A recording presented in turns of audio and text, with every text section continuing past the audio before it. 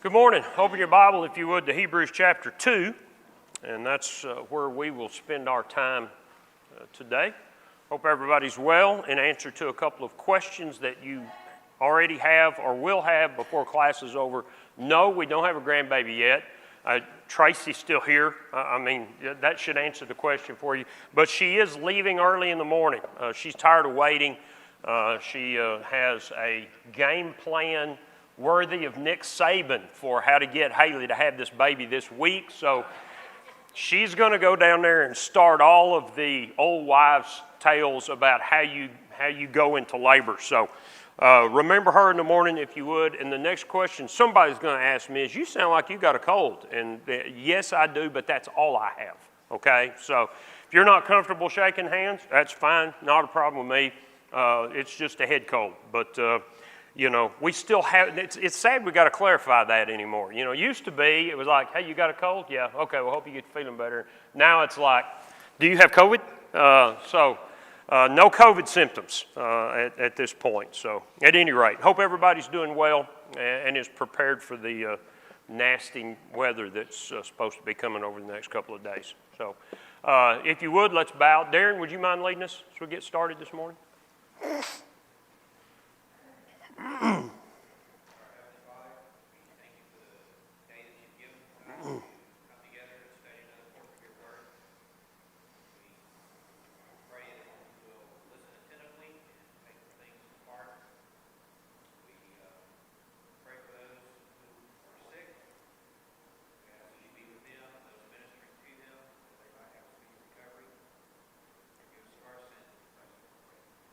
Amen. Thank you.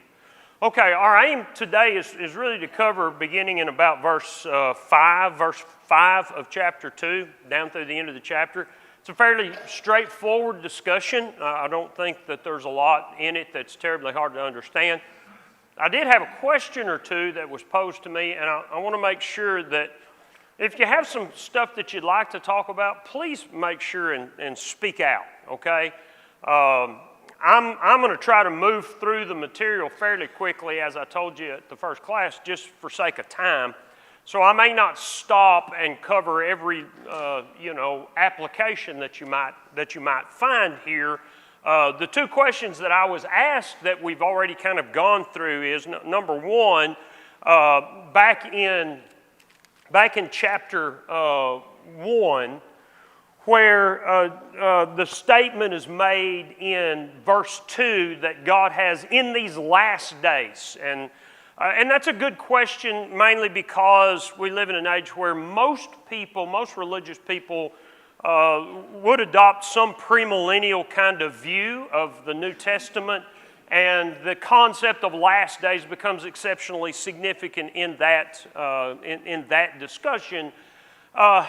The phrase is used in the New Testament simply as referring to the kind of final dispensation of things. And I'll tell you the best way to kind of keep that in mind. In Acts chapter 2, Peter quotes from Joel 2. And in Joel 2, the prophecy is that God in the last days is going to pour out His Spirit. And Peter makes the argument in Acts chapter 2 that this is what Joel was talking about the Holy Spirit being poured out on the apostles on the day of Pentecost. And so you have a divine commentary upon when the last days is. Peter says, we're now in them. And essentially, it simply looks at God's dealing with man relative to salvation in periods of time, and the Old Testament prophets are always looking forward to the last days or the latter days, and then you see it in the New Testament being referred to several times as now.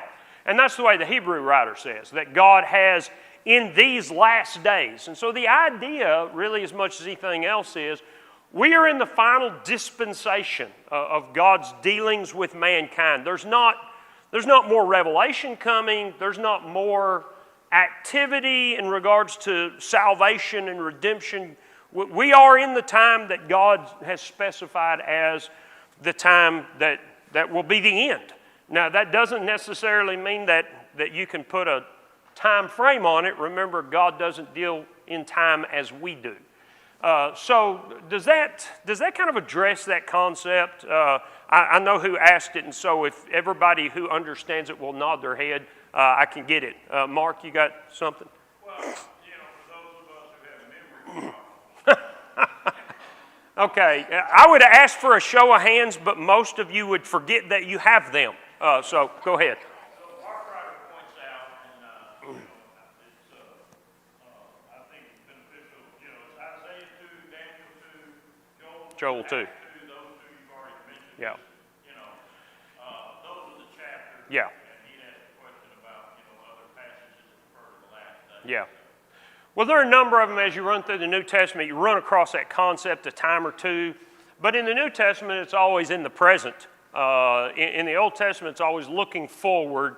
But I do think Acts 2 is kind of the key passage there because Peter says, this is what Joel was talking about. And you see it in Hebrews 1 because he says, in these last days. So the Hebrew writer is also addressing that we are living in this final dispensation of God's dealing with salvation. Does that make sense? Yes, sir. When I get out the last days, you better be ready every day. Well, that's true. Yeah, you better be ready every day. If you couldn't hear Charles, yeah, there's no question that that's true. But it does have a significant kind of meaning relative to prophecy and the fulfillment of prophecy, okay? The other question that was posed to me had to do with chapter 2 and verse 3, or I guess verse 2 and 3. If the words spoken through angels prove steadfast and every transgression and disobedient received a just reward, how shall we escape if we neglect so great salvation? And that's in the admonition, give the more earnest heed to the things we've heard, lest we drift away or lest we let them drift by. It's kind of hard to know exactly what the meaning is, but the practical implication is the same. And I do think Brother Harkrider addresses this in his workbook for those of you who are going through it. Yes, this definitely raises the question of can you lose your salvation? I think probably in this room, most of us don't necessarily have an issue with the idea that I can sin and fall from grace, quote unquote. And how much that is a doctrinal thing with people in our day and age remains to be seen. I know growing up, Calvinists, people who identified themselves as Calvinists, would argue that you can't sin so as to be lost. I really have met in my life very few people who practically believe that, but they will tell you, well, God's grace is going to take care of me, but yeah, I still have to not sin. But this certainly raises the possibility that we can neglect our salvation and that we can be lost after having been saved. But you can look at Simon, you can look at a number of admonitions through the Scriptures. Galatians addresses it, Peter addresses it, John addresses it in his epistle. But this is another one of those passages where if you run into somebody who says, hey, once you're saved, that's it, you can't ever be saved again, then the question is, well, why does the Hebrew writer tell these people not to neglect their salvation? But you're going to have to prepare. It's not that simple of an answer. You're going to have to prepare to go forward because somebody's going to take that, and if they've done their homework, they're going to start making arguments. So it's not quite so simple as one passage, but the New Testament clearly addresses that. Galatians says it out and out. Okay? Yes, sir, Sam?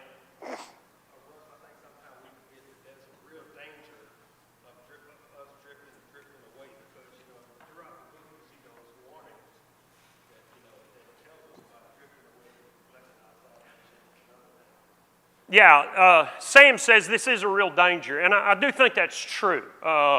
In fact, I think the way that it is stated in Hebrews 2 is we're probably more susceptible to the idea of drifting away than we are of just turning our back on God and walking away. Because what happens is we either get caught up in life or like these people, we feel pressure from one reason or another, whether it is outside pressure, whether it's our own failure of faith as we deal with circumstances. And what happens is that we just kind of start slowly, as he says, neglecting our faith. instead of feeding our faith, and we do slip away. And that's the way most people quit serving God. And so, yeah, you're right, Sam. That is exactly right. There is this danger. Chris? I know we talked about them going back into Judaism, the Mm-hmm. audience it was written to. So how would they have taken this verse here? How would we escape? Is it more so in their context of the neglecting or maybe not doing the things that would cause them to be? Well, I think in the argument, the idea is, look at how strict the old law was, okay? The old law, you just didn't get away with anything. There was a punishment. If there were 2 or 3 witnesses, there were punishments, and the punishments were very often temporal punishments, not just spiritual punishments, for things that we would consider sin. I mean, think of, there's a circumstance in which if a child backtalks to their parents, that the parents could have the child stoned, okay? Every parent of a teenager would love to have that in their arsenal, but the reality is it's a very strict law. And you can do the same thing with capital punishment for murder or for adultery. And so you look at all that, and to the Jew, this is the way they understand law. Law demands punishment.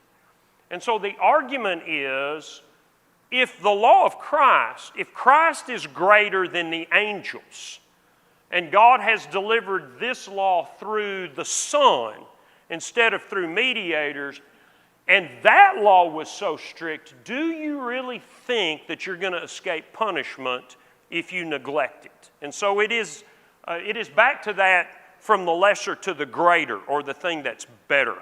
And actually, I'm not a Hebrew scholar. I've got some friends who really have given a lot of attention to studying Hebrew literature. And there is and I don't know the name of it, but there is a vehicle of teaching that was very common among Hebrew rabbis that reasons from the lesser to the greater. And actually, if you were studying Hebrews with a view toward how those people would have read it initially, those kind of things probably would have jumped out to them, because that's what they were accustomed to hearing in the synagogue, an argument from the lesser to the greater, okay, which is a rhetorical device. It doesn't resonate with us as much. I mean, we see it, but I'm not sure necessarily it jumps out at us like it would with them. Does that answer your question? Somebody else. I saw one other hand go up. Yes, ma'am.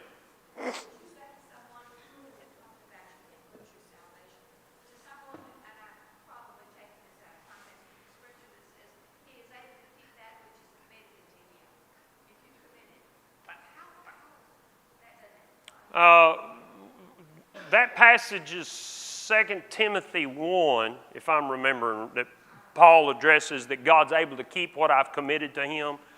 I'm not sure that's necessarily, I think all that Paul's addressing there is God is faithful. But nobody's going to question God's faithfulness. The question is, can I become unfaithful to the point that God doesn't save me anyway? And so I wouldn't use that passage. I mean, everywhere it's established God is faithful. And that's never really the issue with once saved, always saved. The question is, can I become unfaithful? And in Calvinism, in the pure doctrine of Calvinism, all of that grows out of the idea that in Calvinism, God is completely responsible for salvation and you can't do anything. God comes to you, God changes your heart, God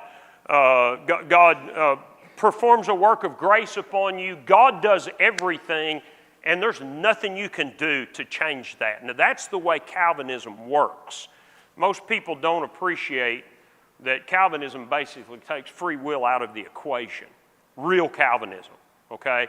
And so when you realize how the doctrine works completely, then the idea of once saved, always saved, I wasn't responsible for being saved to begin with. So I can't fall because God's doing it. I'm just going along for the ride, which is not a biblical. I mean, the argument about once saved, always saved in Calvinism really goes back to free will. If you really want to argue about, is Calvinism a doctrine that is biblically sound? The first question to ask is, do I have free will? Because Calvinism argues that God overrides your free will in practical terms. Yes, sir. Don't forget, we've got to cover chapter 2, okay? Yes, sir, Curtis. Of course, we also can move ahead into the next quarter a little bit, so we're all good. Yes, sir.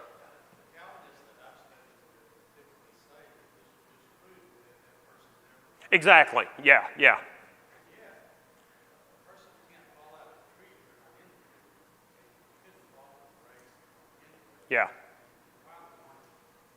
Yeah, and that's why I say if you're really going to argue the doctrine of Calvinism, probably taking any one aspect, the Calvinists have spent enough time with that they're going to have answer. The answer from a Calvinist is, if you fall, what that argues is you were never saved, which is what, if you couldn't hear Curtis, that's the point he just made. And that's exactly the way a Calvinist will argue it. And that's why I say you got to go back and go with fundamental principles about God and man and how He saves us. And all of that does relate to the idea of neglecting salvation. So it's an interesting discussion, and we could spend lots of class time on it, okay? Anybody else? Man, I hate to ask that question. Anybody else relative to Hebrews chapter 1 through chapter 2 and verse 4? Okay. All right, let's move then into the end of chapter 2, or to the bulk of chapter 2. Remember the argument, because Hebrews is like Romans in that it builds upon itself, and there's foreshadowing in regards to what's coming. So the argument thus far has been, God has revealed Himself to us through the Son. The Son's the Creator, the Son's the Sustainer, the Son's the image of God, the Son's the brightness of God, the Son is the one who has redeemed us, all that back in chapter 1. And then in chapter 2, he goes on to say, this Son is greater than the angels. Okay, and once again, to us, it's probably not as powerful as it was to them.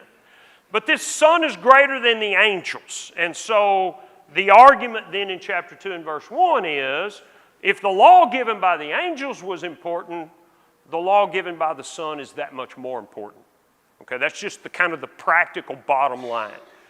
But then that raises another question, and that's what he's about to talk about beginning in verse 5. If He was greater than the angels, why suffering and death and crucifixion? Why become a man?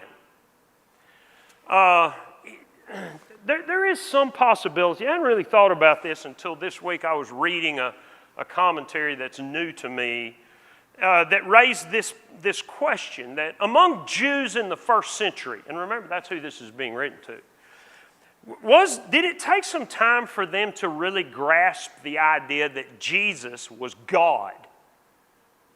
Okay, that argument is made all the time by the apostles. We accept it offhand. But for those who saw Him, Jesus did the same things prophets did, and that's the conclusion you see all the time in the Gospels. Who is this guy? Well, he's got to be a prophet. He's got to be a spokesman from God. Look at the stuff he's doing. But then the argument that is made by the apostles is His resurrection proves that He was God in the flesh. And when the Gospels are being written, which is during this time frame, think if we lived in the first century, the Gospels, Matthew, Mark, Luke, and John, are being written to us. Okay? And what is it that the Gospels argue? The Gospels argue He was the King, He was God, He has all authority. Okay? Why would you make that point? Well, historically, we need that. But they needed that too. So it raises the question, did they have to grapple with the idea that this man who did all these things and rose from the dead, I don't think those are issues that the Christians necessarily denied, but was He God in the flesh? And so I think the Hebrew writer then goes forward and say, okay, what I'm telling you is He was God in the flesh and He was greater than the angels, and yet He became a man, He suffered, He hung on a cross. 1 Corinthians 1 says that, it's the shame of the cross that was a stumbling block for the Jews, because Deuteronomy 21 says whoever hangs on a cross is cursed by God. And so I do think that there is possibly some idea here that the Hebrew writer's trying to convince them and help them understand that, yes, Jesus was God, but this is why Jesus became a man. He was greater than the angels, but he became a man and thus was lesser than the angels, but that all served a purpose. And so that's where the argument's going. Okay, does that make sense to you? Yes? No? Once again, because we don't view angels the way they did, it's like, okay, I don't get why that's such a big deal. But I do think it was a big deal to them. So here's the argument beginning in verse 5. He, that is God, has not put the world to come of which we speak in subjection to angels. Stop right there. The world to come can either refer to heaven, okay, that world that is coming, or from their perspective, the world to come would involve the Messianic age, okay, the last days. We're in a new dispensation. Remember, the last days was starting while they were alive. The world to come, all the Old Testament's always looking forward to when the Messiah comes, when the kingdom comes. And now it's here. So the world to come, as he says, of which we speak, I think probably more than anything else is the Messianic age, which even we don't always think of it this way, which will include heaven. You know, heaven's still going to be a part of the Messianic rule until redemption, and then Jesus turns everything back over to God. Okay? So, God has not put the world to come, the Messianic age, which would be the age we live in. Everybody see that? Yes? No, I'm not asking if you agree. Just ask, do you get it, what I'm saying? Okay?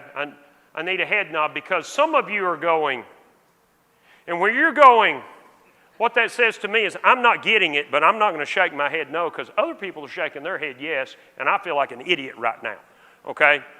Do you get this? That think of the world to come relative to the Old Testament. Okay? In the Old Testament, it's always looking ahead to the time when the Messiah was coming. So that was the world to come. Okay? We're looking back at that, but they're looking forward to that, and I think he's talking about now that the Messiah has come, this is the world to come from your perspective. Does that make sense? Yes? Chris, you... Well, the reason I had that puzzled look on my face... Yes, you did. Was because I was thinking of it in perspective of Christ's return. Yeah. No, I don't think that, but it would include that, okay? All right? Because he's about to offer a quotation. He has not put the world to come of which we speak in subjection to angels. Now, let me ask you this. Who does have power over the world to come? Okay, and he's already made that point, right? Go back to chapter 1 and look at verse 3. Who being the brightness of his glory and the express image of his person, upholding all things by the word of his power, who is in charge of all things? Jesus is. And we get that. That's not a hard thing for us to understand. All authority is given to me in heaven and earth. Now he's going to argue that relative to the angels. He's not put the world to come of which we speak in subjection to angels, but one testified in a certain place, and this is Psalm 8, which probably most of you are somewhat familiar with. What is man that you're mindful of him, or the son of man that you take care of him? You've made him a little lower than the angels. You've crowned him with glory and honor. You set him over the works of your hands. You've put all things in subjection under his feet. This is a psalm written by David. It is the psalm that looks around at creation and then says, you know, why would you pay any attention to mankind when you look at the grandeur of the world that you've created? Okay, the Hebrew writer takes this and he's going to focus upon two things here. One is that man is lower than the angels, okay, in verse 7. But the other thing is that man was set over God's creation. You remember Genesis 1 when God made man and put him in the garden and said to him, I want you to have dominion over my works. Do you remember that? Okay. Do we have dominion over the world? It's a loaded question, so just answer it the way you think. The answer is yes and no. We have dominion over a lot of things. Do we exercise complete dominion? No, we don't. Now here's an interesting speculative question.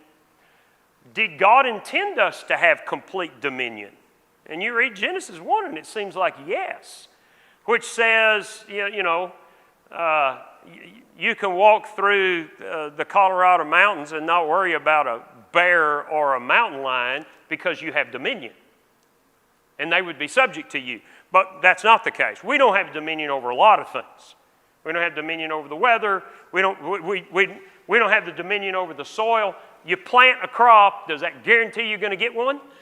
Why not? Because we don't exercise full dominion over the earth. But we were designed to. Okay? I don't know all the implications of that. I will throw this application out that occurred to me as I was thinking about this. In Mark's account, when Jesus is in the wilderness for 40 days before he's tempted or while he's tempted by Satan, have you ever noticed it says he was with the wild beasts? Have you ever noticed that? And I thought, why in the world is that in there? I think it may have to do with this, that Jesus exercised dominion. He could walk on water, he could calm the seas, no wild beast was an issue. Okay? So you think about that relative to this passage. So what is the Hebrew writer saying?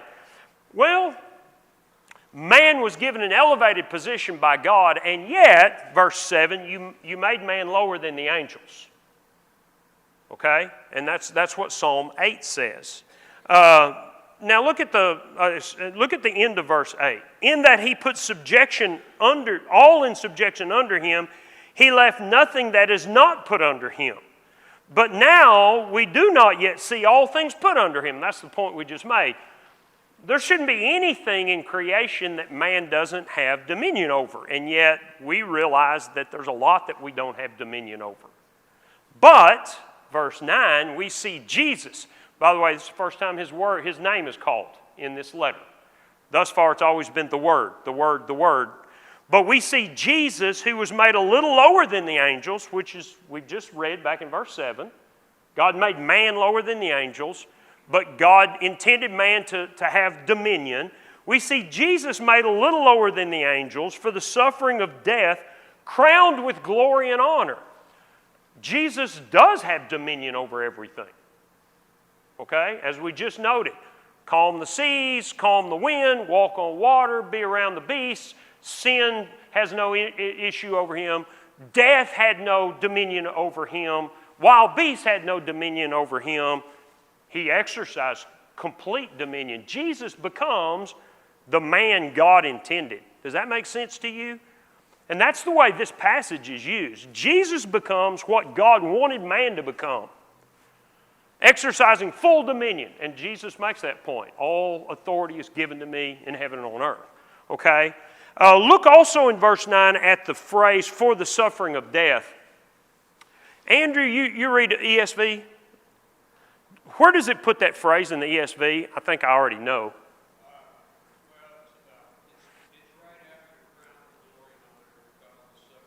Okay, all right. In the Old American Standard, or maybe the New American Standard, the English Standard Version, the phrase crowned with the phrase for the suffering of death comes after crowned with glory and honor. And it reads something like crowned with glory and honor because of the suffering of death. I think that's probably the way it's to be understood. Okay, so he's not necessarily, it's not wrong, but I think this is the emphasis. We see Jesus, who was made a little lower than the angels, crowned with glory and honor. That's the point. But why? Because of the suffering of death, which he's about to go on to address. It doesn't change anything in the original language, but in Greek, subordinate clauses and phrases like this have to be determined by the context. In English, we always have, it's not precedent, what's the word? Come on, help me, English people. You have a noun, the pronoun, the noun is the what? Huh?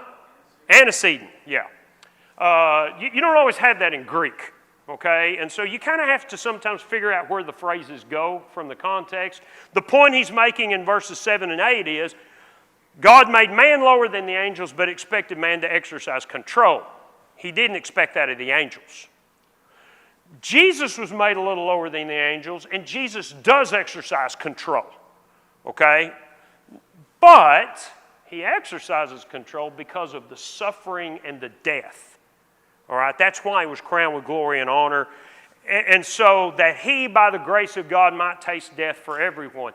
Now we're going to start to understand, why did Jesus have to become a man? And I say it that way on purpose because I think it is that way.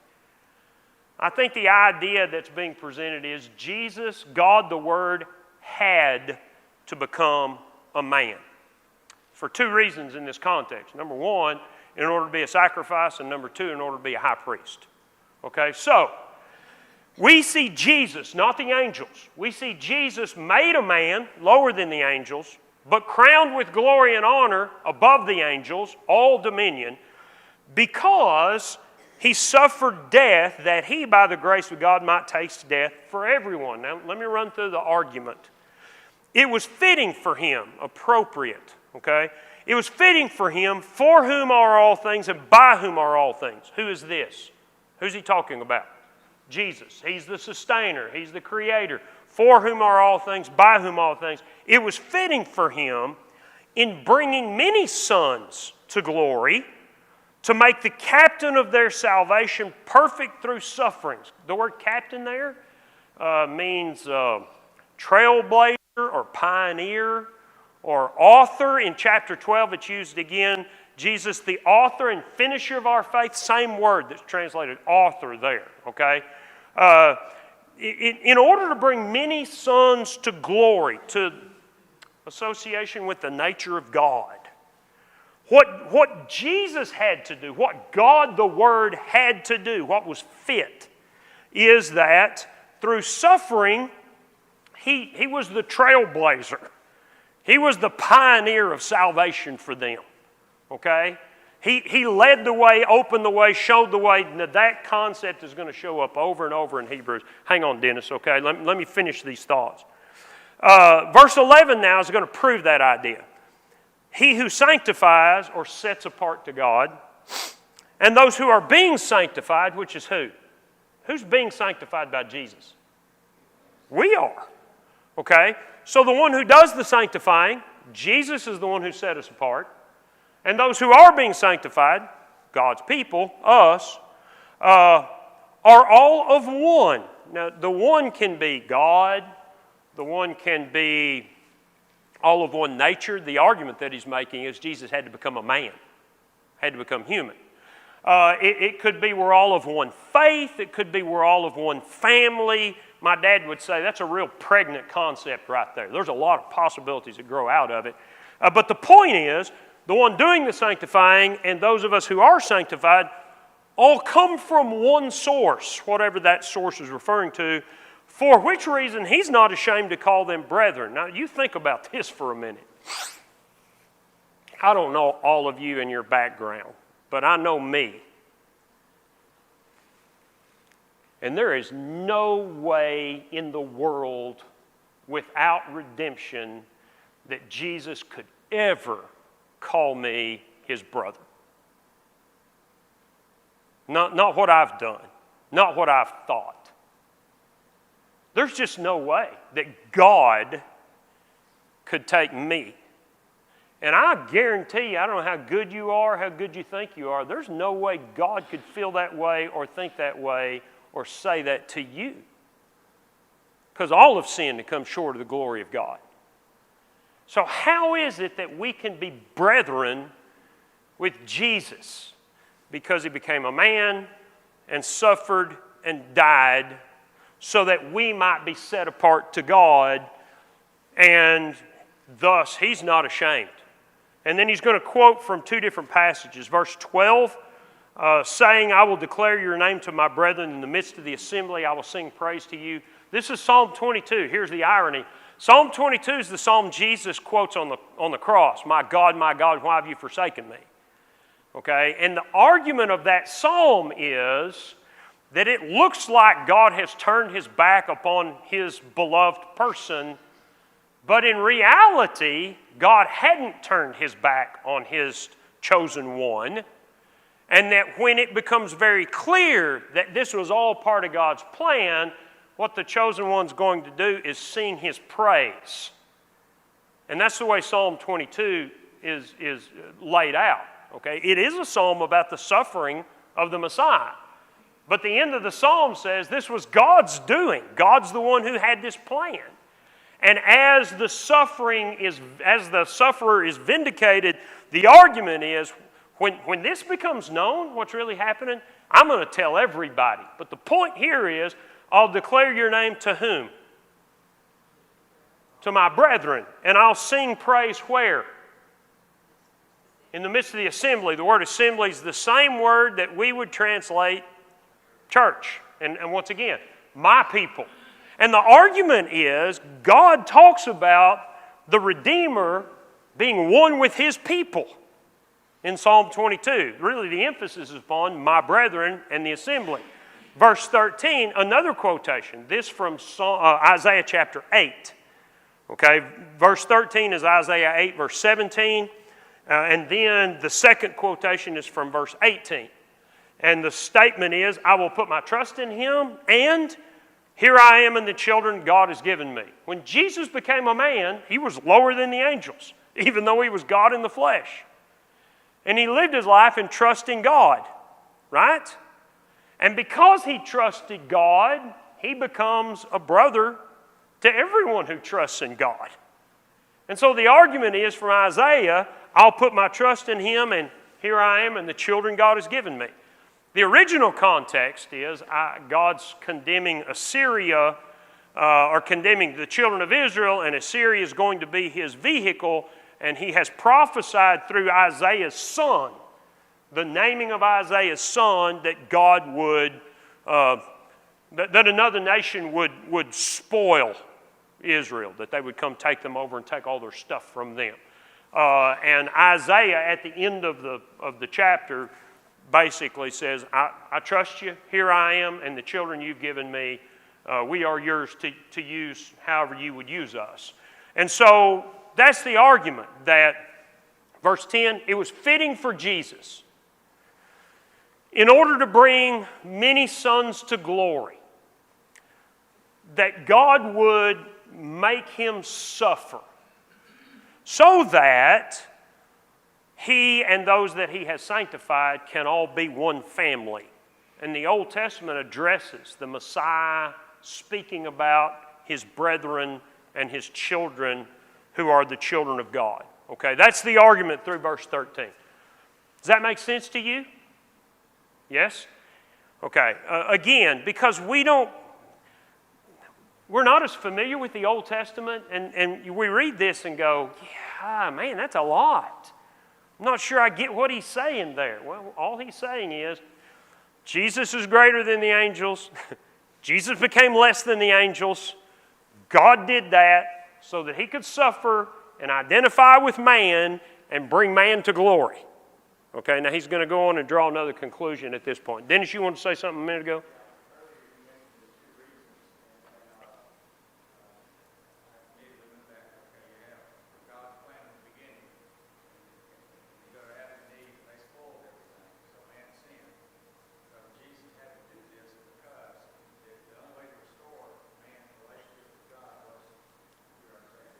Yeah. And that's essentially the argument that he makes, okay? But once again, all of our lives, we see how the Bible all goes together. These people are being taught how the Bible all goes together, okay? So, very different background, and thus the arguments. When you get to verse 14, he's going to kind of go from there. Jesus is greater than the angels. Jesus became lower than the angels. Jesus received glory and honor. He suffered so that He can redeem. Verse 14, inasmuch then has the children. Okay, the children who? Well, in the context, he's really talking about the children of God.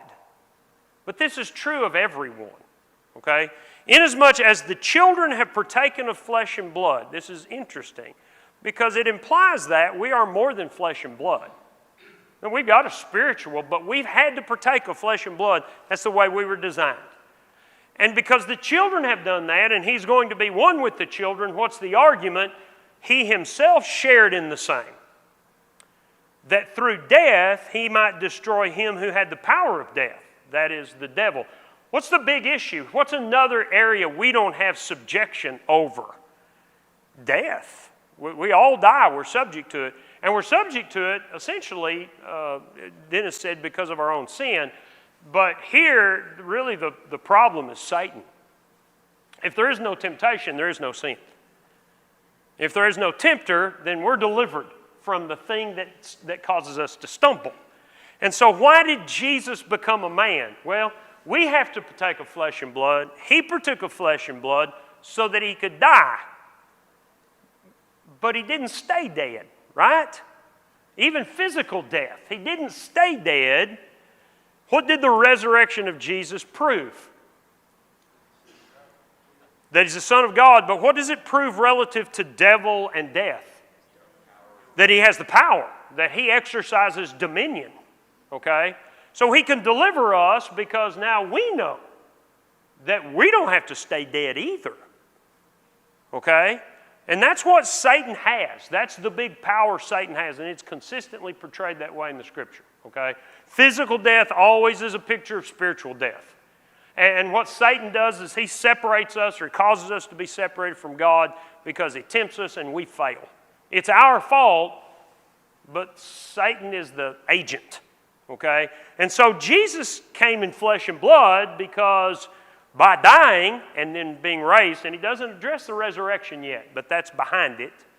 By dying and being raised, he delivered us from death. And thus, he said, destroyed him who has the power of death, verse 15, and released those who through fear of death were all their lifetime subject to bondage.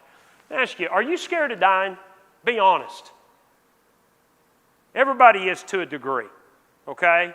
If you knew you were going to die today, what would scare you about that? Okay? Yeah, it's the unknown part of it. I'm not afraid of dying in regards to, I think I know what's going to happen relative to God. But I don't know what's going to happen when the time comes. I don't know what it's going to feel like. I don't know what's going to happen between now and the resurrection. It makes us apprehensive. Is it going to hurt? You know, I mean, there's a lot of things about death that and the fact that we were not made to die. I do not believe part of the creation of mankind was that man was designed to die. Death is part of the curse.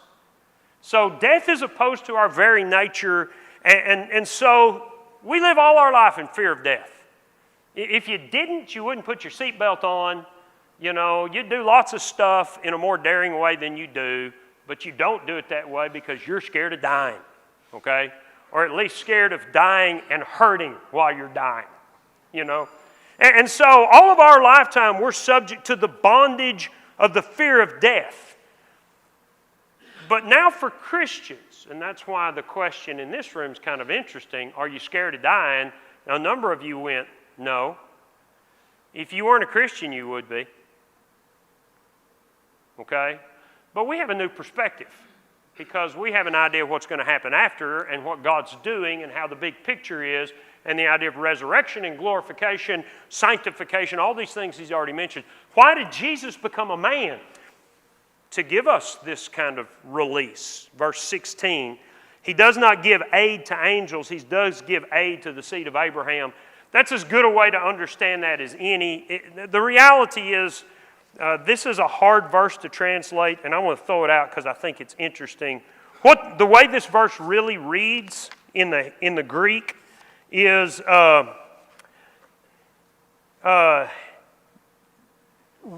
verily of angels he does not take hold, but he takes hold of the seed of Abraham. And I think probably the way it's to be understood is he's talking about death. Death doesn't take hold of angels, but death does take hold of God's people. And what Jesus has done is he has taken away our fear of that, okay? Now, the way it reads in most modern versions is he does not give aid to angels, but he does give aid to the seed of Abraham, and that's the practical result of that. It's a hard verse to translate, okay? And verse 16 is certainly not in any way doing any injustice to the idea. But I think probably the idea really is death doesn't hang on to angels, but death does hang on to the seed of Abraham. Why did Jesus become a man? Because death hangs on to us, and something had to be done. And thus, verse 17 introduces what's coming. Therefore, in all things he had to be made like his brethren. And notice that, had to be. I don't think there's any other way that God could save man except the way he did it. And I think that's reflected in Romans 3 as well. In all things he had to be made like unto his brethren, that he might be a merciful and faithful high priest in things pertaining to God, to make propitiation for the sins of his people, in that he himself has suffered being tempted, he's able to aid those who are tempted. Now, we're going to come back to this thought a lot in Hebrews, because this is, in my opinion anyway, the real point of Hebrews is Jesus is our high priest. And you couldn't have the same kind of high priest under the old law. That's really what I think the point is. More than it's a better than, I think it is all about Jesus as the high priest. So Wednesday night, we will pick up with these thoughts right here, beginning in verse 17. Jesus had to be a man so that he could become a high priest, a faithful and merciful high priest, okay? All right, if you have questions, write them down. We'll try to make sure that we entertain them, okay? I hope that makes sense to you. Thank you.